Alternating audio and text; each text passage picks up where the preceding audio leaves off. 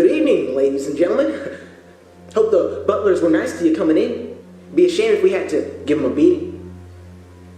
I'm just kidding with you. I'm just kidding with you. Pulling your chain. But I do have to say, you have to hand it to the white man for using a whip on the slaves, you know?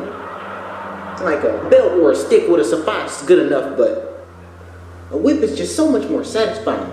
The whole motion of it. And you can do it anytime you wanted to. Any time of the day. Let's just say you wake up early in the morning, just got out of bed, sun is shining through the blinds, then you step on the ground and you stub your toe. Real hard. So you scream out, "Ah! Joseph! Joseph!" Little house neighbor come running. "Yes, sir." He say, give me that. Give me that. Good. Damn it. Thank you, Joseph. Go give me a coffee now, would you? Just like that, you feel a little better? Just like that. Brand is new. And Joseph wouldn't say a goddamn thing. He would just go on his merry little nigger day.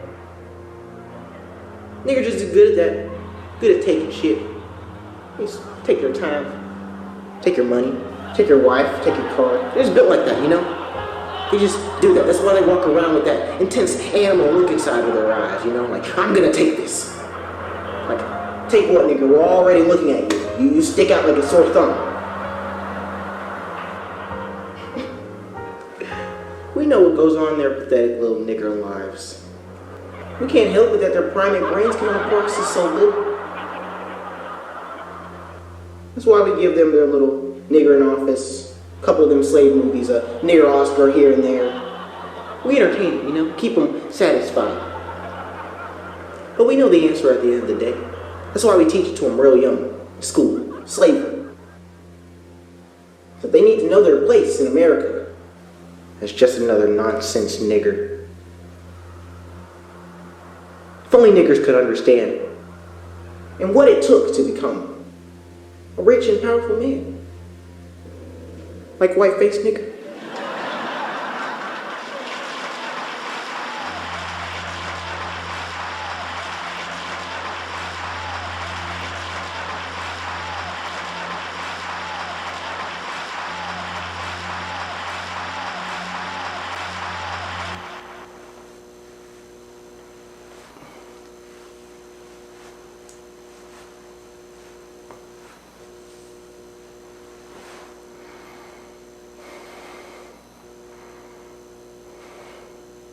What the fuck am I doing?